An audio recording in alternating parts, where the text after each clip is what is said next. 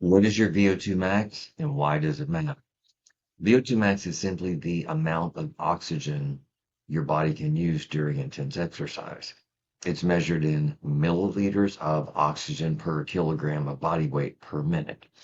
Higher numbers equal better cardiovascular fitness, and it's one of the strongest predictors of longevity and maintaining your independence in your latter years.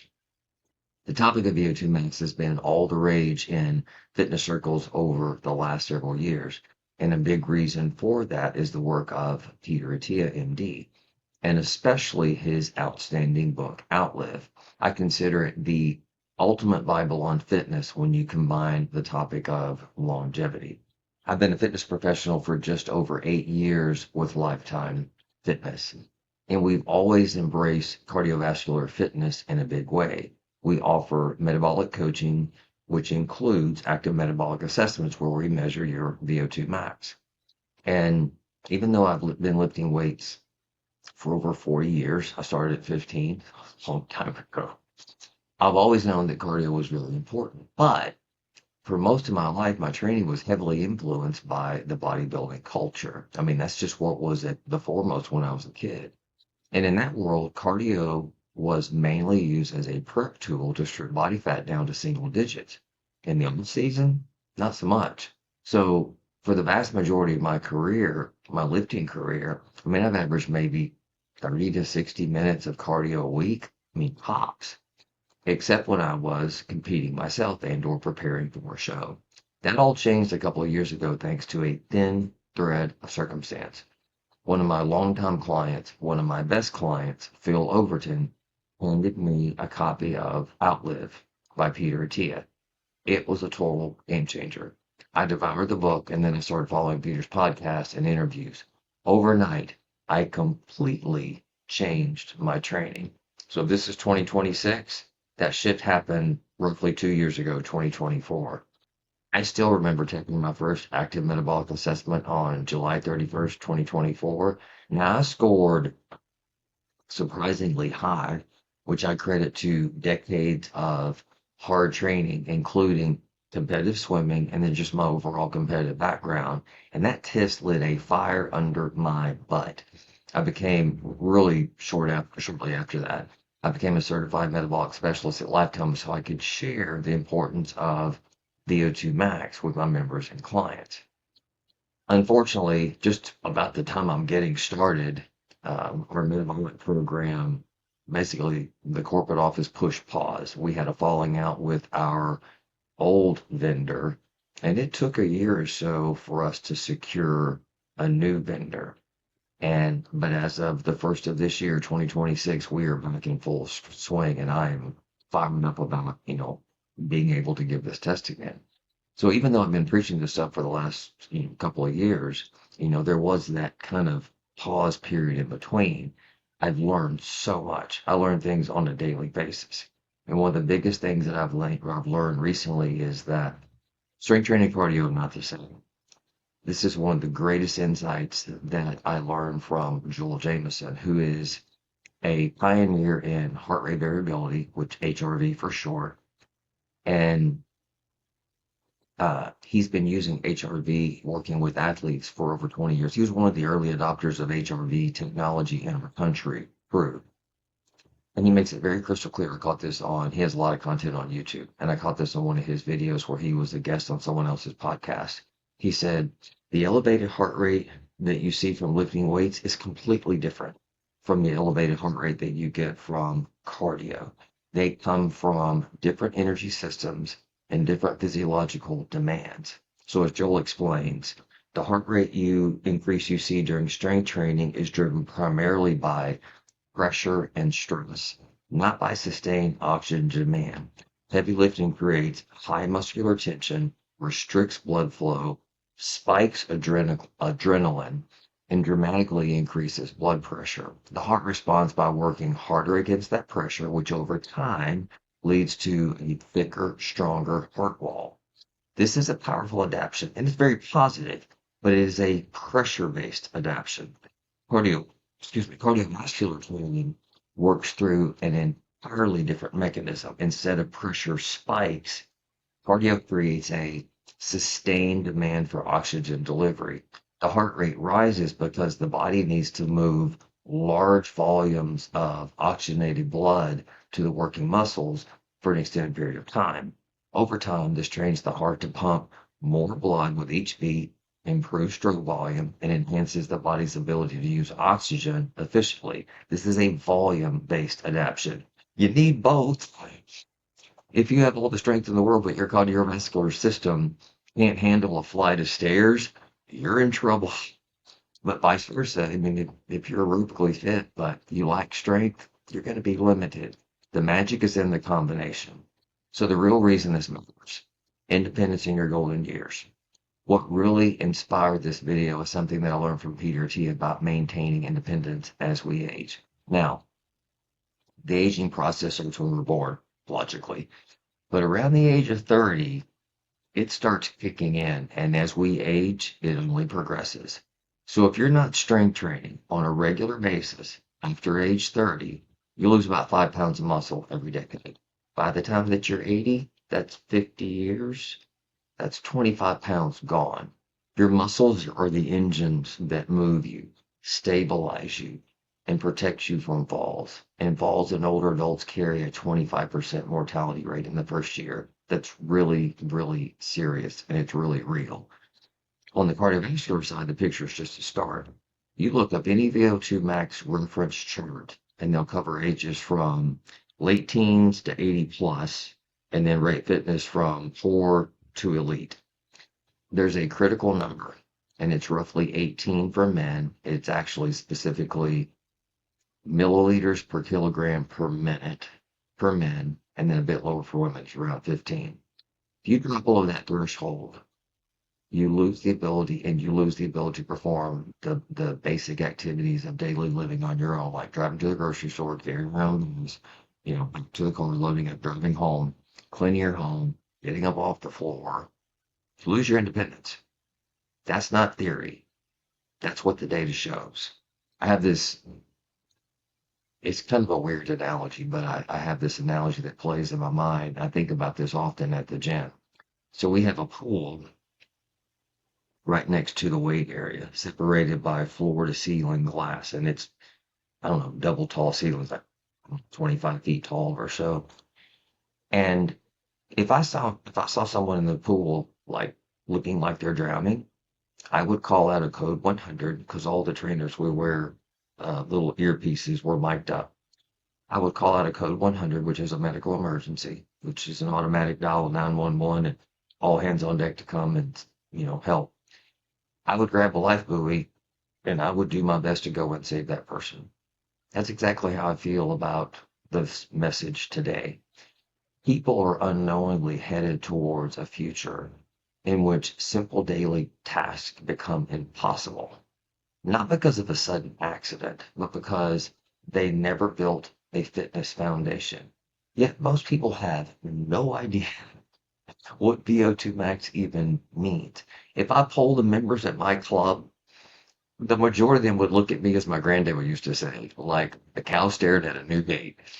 And those are gym members. The vast majority of the population doesn't even go to the gym and or exercise. So, mat casting and the centenary decathlon. Peter has a powerful tool he uses with every new patient, and it's called the centenarian decathlon.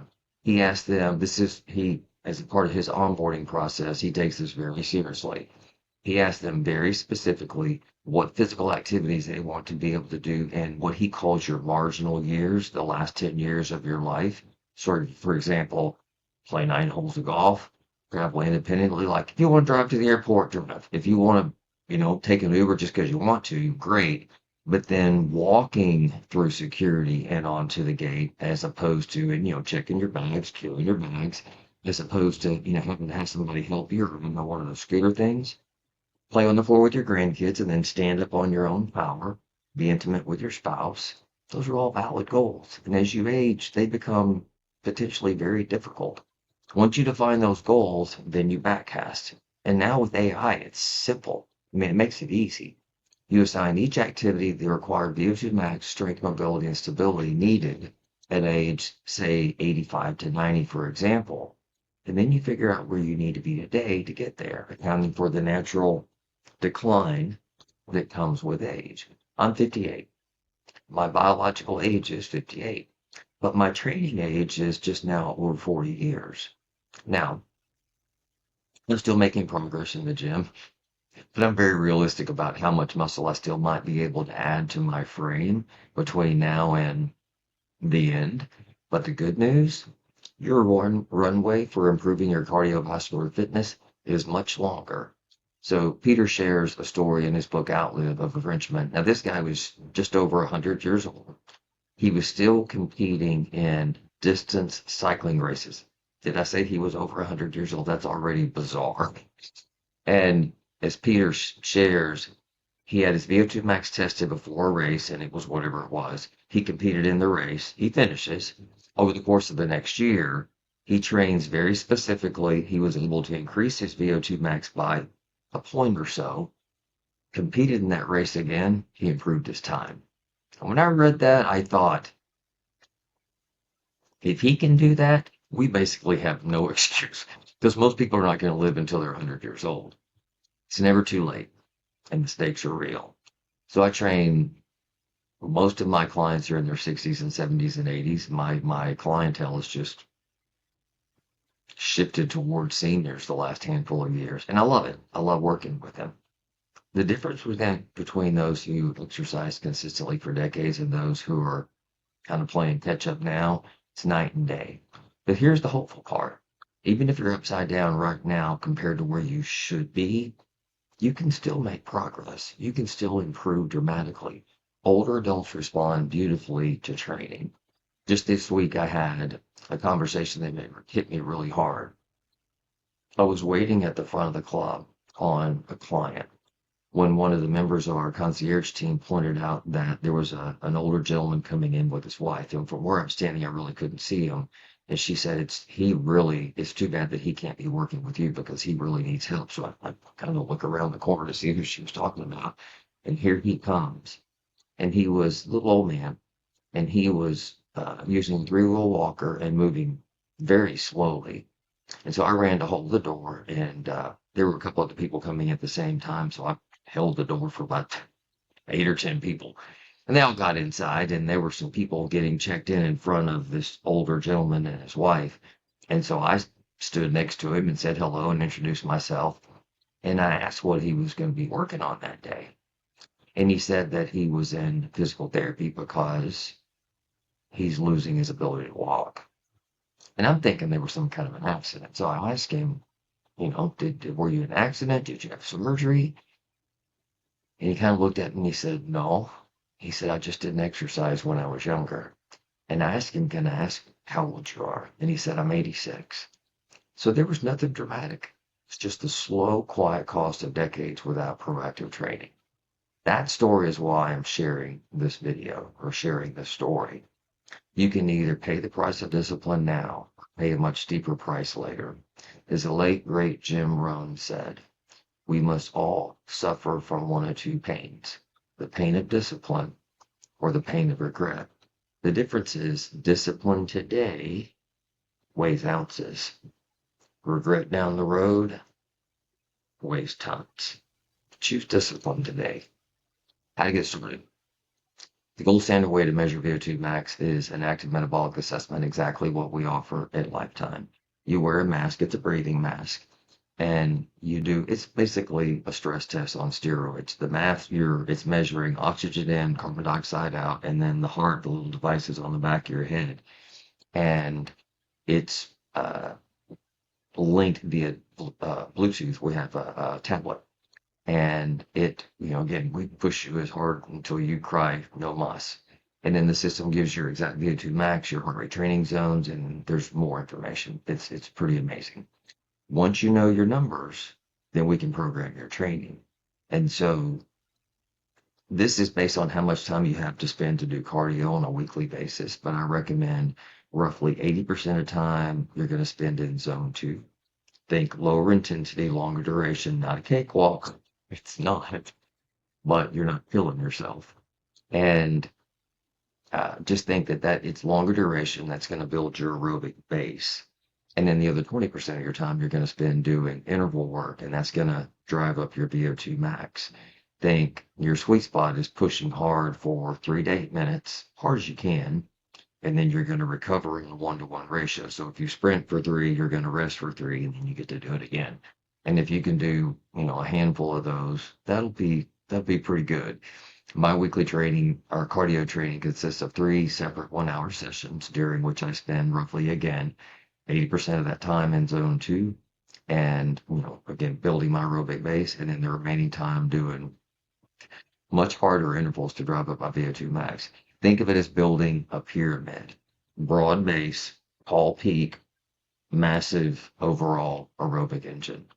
Peter's goal for his patients is to be 2 generations ahead of their peers on the fitness charts. That buffer is what lets you keep doing the things you love deep into your marginal decade. Final thought: you can't change your past, but you can take responsibility, 100% responsibility, starting today. Whether you're 50, 70, 86, it's not too late, even if you're younger. I love this. This is spontaneous.